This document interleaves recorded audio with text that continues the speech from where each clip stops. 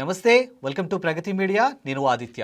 ప్రస్తుతం ఆంధ్రప్రదేశ్లో రాజకీయ వాతావరణం అత్యంత ఉద్రిక్తంగా మారింది. ముఖ్యంగా వైఎస్ఆర్సీపీ ముఖ్య నేతలు అంబటి రాంబాబు మరియు జోగి రమేష్ ఇళ్లపై జరిగినటువంటి దాడులు, వారిపై నమోదైనటువంటి కేసులు రాష్ట్ర వ్యాప్తంగా చర్చనీయాంశంగా మారాయి. గుంటూరులోని మాజీ మంత్రి అంబటి రాంబాబు నివాసం వద్ద తీవ్ర ఉద్రిక్తత చోటు చేసుకుంది. ముఖ్యమంత్రి చంద్రబాబు నాయుడు మరియు ప్రభుత్వంపై అనుచిత వ్యాఖ్యలు చేశారనే ఆరోపణలతో పోలీసులు ఆయన్ను అరెస్ట్ చేశారు. ఫిబ్రవరి 2న కోర్టు ఆయనకు 14 రోజులు జ్యుడిషియల్ రిమాండ్ విధించింది. ఇక ప్రస్తుతం ఆయన్ను రాజమండ్రి సెంట్రల్ జైలుకు తరలించారు. అంతకు ముందు రోజు రాత్రి టీడీపీ కార్యకర్తలు ఆయన ఇంటిపై దాడి చేసి కిటికీలు, ఫర్నిచర్ మరియు వాహనాలు ధ్వంసం చేశారని వైఎస్ఆర్సీపీ నేతలు ఆరోపిస్తూ ఉన్నారు. అలాగే జోగి రమేష్ ఇంటిపై కూడా దాడి జరిగినట్టుగా తెలుస్తుంది.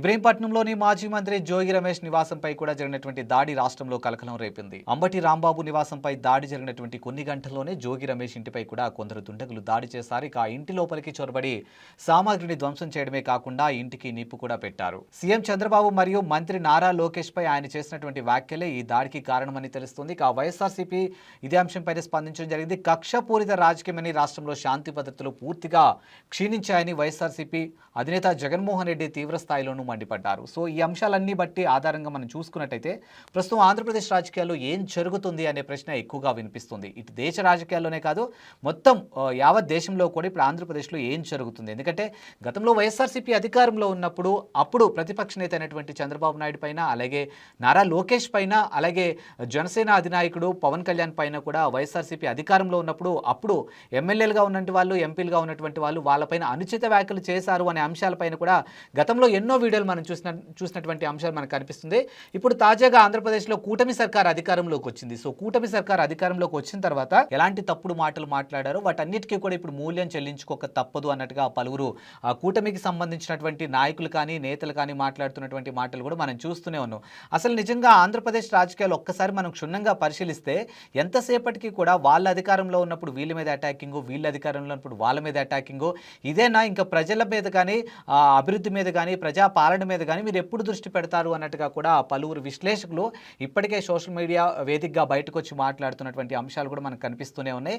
ప్రస్తుతానికైతే మాత్రానికి ఆంధ్రప్రదేశ్ రాజకీయాల్లో మాత్రం ఒక రకమైనటువంటి ఉద్రిక్తత వాతావరణం అయితే క్లియర్గా కనిపిస్తుంది. ఎందుకంటే ఇప్పటికే అంబటి రాంబాబు ఇంటిపైన కానీ, జోగి రమేష్ ఇంటిపైన కానీ జరిగినటువంటి దాడి, దానికి సంబంధించినటువంటి విజువల్స్ సామాజిక మాధ్యమాలు ఇప్పటికే చక్కర్లు కొడుతున్నాయి. ఇదే అంశం పైన ఏపీ సీఎం చంద్రబాబు నాయుడు కూడా రెస్పాండ్ అవ్వడం జరిగింది.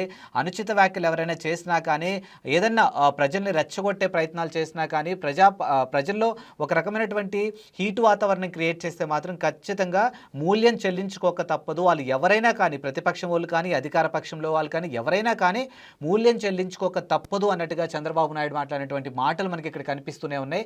ఎట్ ద సేమ్ టైం ఇటు జగన్మోహన్ రెడ్డి కూడా ఇదంతా కూడా రాజకీయ కక్ష సాధింపులో భాగంగా చేస్తున్నారు తప్ప వాస్తవానికి మీరు ఏదైతే ప్రజలకు హామీలు ఇచ్చి అధికారంలోకి వచ్చారో ఆ హామీల్ని ఎంతవరకు మీరు నిర్వర్తించారు, సో అవి మీరు నిర్వర్తించలేదు, ప్రజల వైపు మా వాళ్ళు నించొని మాట్లాడుతుంటే ప్రశ్నించే గొంతుకను తొక్కుతున్నారు అనే కోణంలో కూడా జగన్మోహన్ రెడ్డి తీవ్ర స్థాయిలో మండిపోయినటువంటి ఆ మాటలు మనకి ఇక్కడ కనిపిస్తూనే ఉన్నాయి.